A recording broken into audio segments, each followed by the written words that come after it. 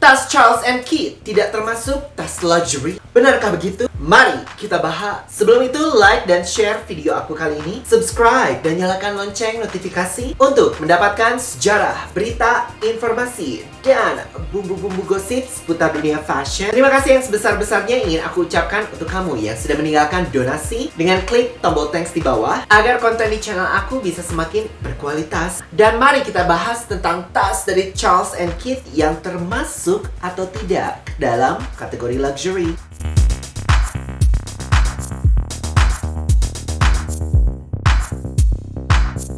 So, aku agak telat untuk merespon fenomena yang satu ini. Dan sebelumnya sudah pernah aku bahas di TikTok, karena biasanya drama lebih sering terjadi di dunia TikTok. Dan kini aku memutuskan untuk membawanya ke dunia YouTube. Karena mungkin banyak dari kamu yang tidak memiliki atau tidak aktif di TikTok, tapi mungkin bisa mengambil pelajaran dari isu yang satu ini. Jadi untuk yang belum tahu, sebenarnya ada huru-hara apa sih? Seorang kreator bernama Zoe dengan username Zohtako pada suatu hari membuat sebuah konten tentang tas barunya yang ia beri judul My First Luxury Bag. Jika kamu melihat postnya, dan aku akan kasih linknya di deskripsi box di bawah, dia begitu menikmati dan senang akan tas barunya ini. Ia kerap membuat unggahan bergaya dengan tasnya. Secara singkat, ia sangat bahagia dan puas dengan tas pemberian dari ayahnya ini. Namun seperti biasa, oknum netizen. Ya, seperti yang kamu tahu ya, oknum netizen ini, apa perannya mereka di dunia sandiwara ini? Mereka bergentayangan dan menebarkan komentar. Spesifiknya ada satu komentar yang dibalas langsung oleh sang kreator dengan video respon. Dimana dari sekian banyak komentar yang ada, khususnya yang satu ini, kalimatnya bernada ingin mengimplikasikan bahwa Charles and Keith bukanlah termasuk luxury bag. Aku akan membahas fenomena ini dengan pendekatan semi-ilmiah. Semi, oke? Catat. Semi-ilmiah. Oke, netizen?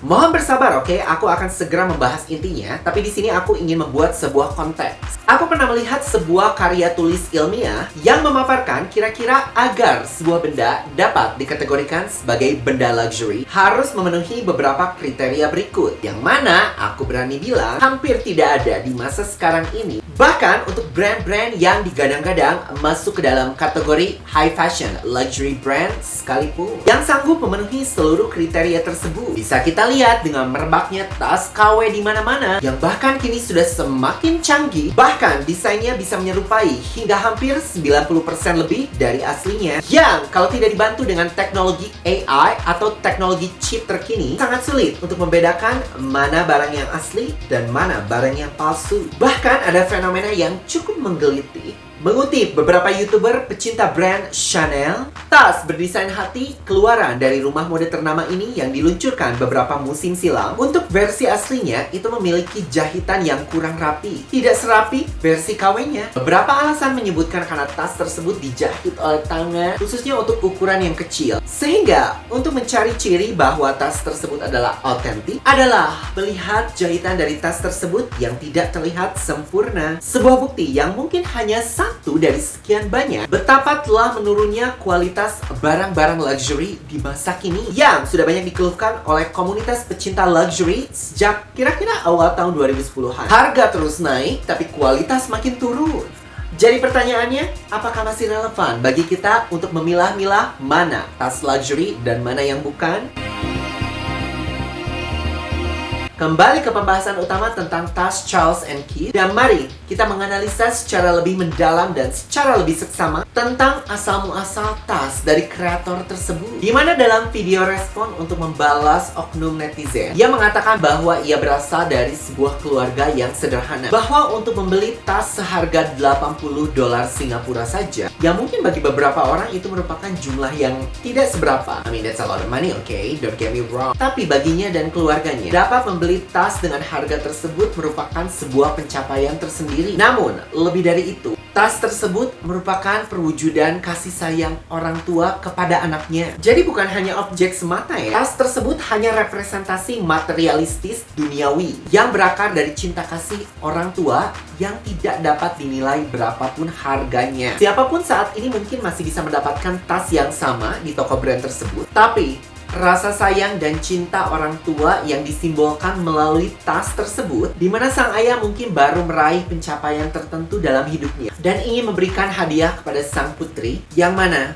itu merupakan kemewahan sesungguhnya. Pernahkah kamu mencapai prestasi tertentu? Atau mungkin ada kejadian spesial dalam hidup kamu, lalu kamu membeli barang untuk merayakannya sebagai upaya untuk mengabadikan pencapaian tersebut dengan menaruh memori pada sebuah benda. Dan menurut aku itulah dia sebuah bentuk kemewahan sesungguhnya. Dan hanya kamu yang dapat memberikan tahta mewah atau luxury, bukan oleh brand, barang, uang, apalagi orang. Inilah pentingnya agar kita dapat mengapresiasi sesuatu, apapun itu ya dalam hidup ini. Jadi bukan hanya tentang tas. Hargai setiap sesuatu, tidak hanya sebatas dari nominal uangnya saja. Mengutip kata-kata dari Coco Chanel, kebalikan dari luxury itu bukanlah kemiskinan, tapi vulgaritas. Dan tidak ada yang lebih vulgar dari tindakan yang mengukur segala sesuatu hanya berdasarkan dari nominal uangnya saja, atau hanya dari status sosial semu. Sebuah tindakan yang menurut aku sangat tidak berkelas dan pastinya